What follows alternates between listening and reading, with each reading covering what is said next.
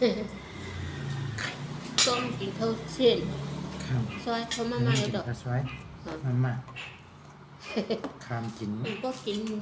น้ำปีมาเนี่ยนะอะไรน่าจำใครดึกๆกินเลยกะบรุกินน้ำเผ็ดแห้ง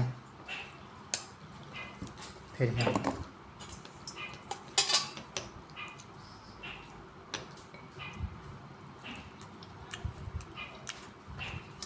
น้ำปีครับ ไม่ขาดมันติดกันแน่นดีติดกันแน่น ก่อนหน้าดมพึงก็เหมือนนั้นแหละ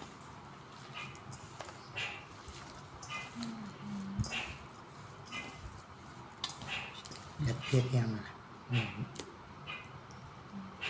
เอาใส่ทั้งอิ่มว่ามันเผ็ดก็มันอร่อย พอบอกเผ็ดและเผ็ดแห้งแล้วทำไมตัวใส่เพิ่มอ่ะ ดูเอาไข่ไหมไม่เอา ไม่เอาเพื่อนแล้วนะเพื่อนผิดแหละ นอกรอกันม้วนๆนี่แหละพอนะพอเป็นก้นหลอยลงตุ่มลงมากูวง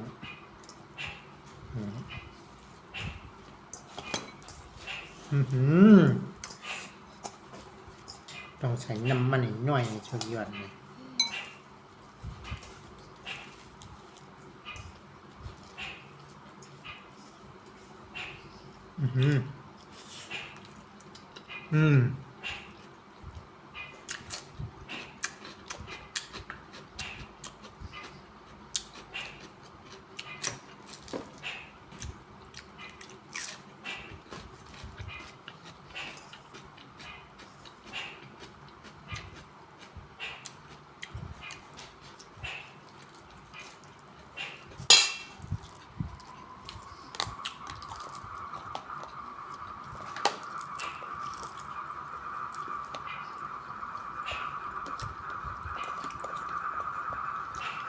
ก็จะจอย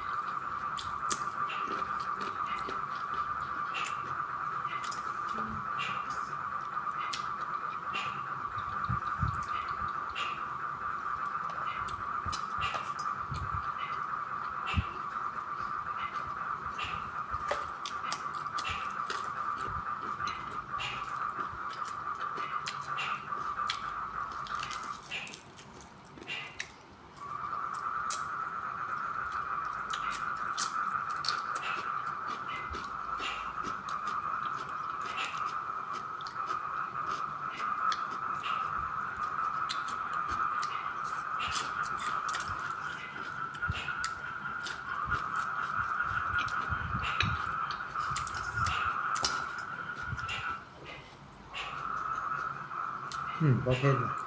ก็ใช้เอง ใส่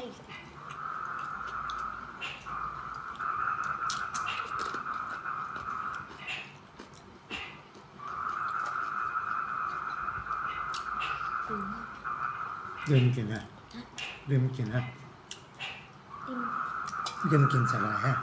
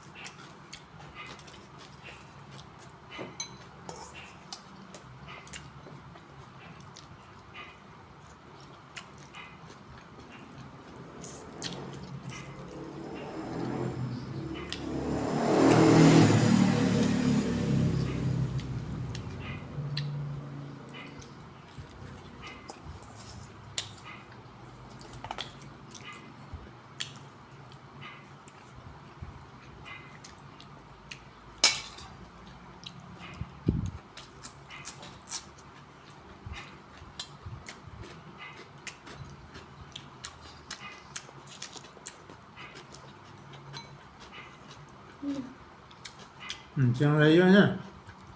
เล่นอันนี้มันเข้าปากผมยาว อืม ๆอยากตัดทิ้ง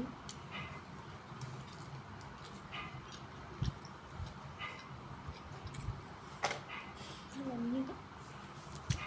ปิดพัดลมได้ไหม อืม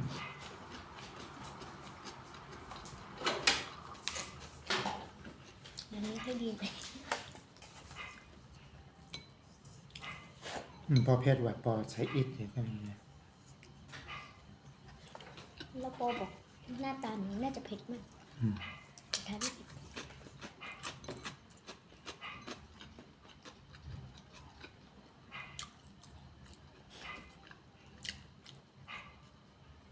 ็เลย เอาไปได้ปากไปเลยนั่นแหละอืม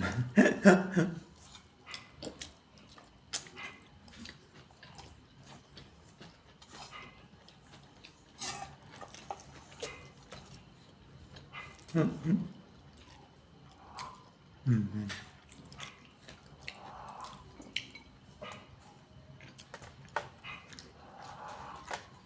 ได้ยินเสียงไหม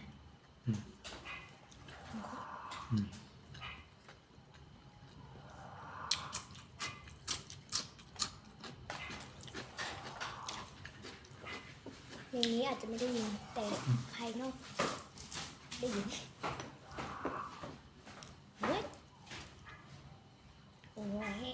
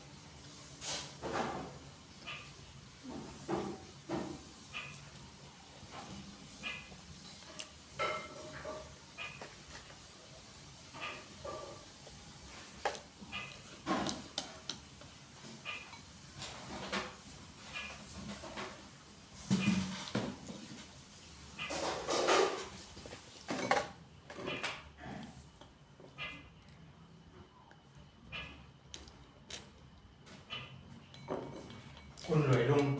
งมาปูวงโมดา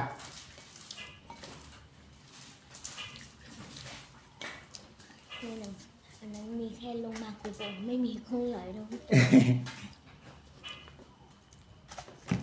เขาเลยจะกินแบบนี้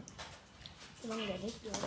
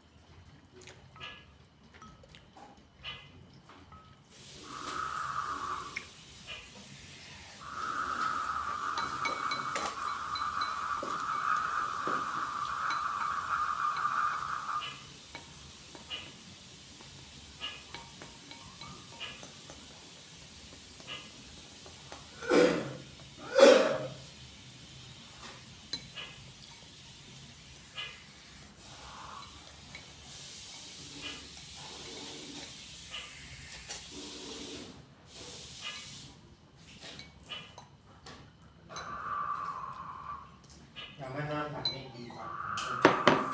คุณนี่ร้อน เขาพูดแบบนี้เมื่อกี่รอบแล้วเนี่ย เออ เขาพูดหลายรอบเลยนะ พอครับบ๊ายบาย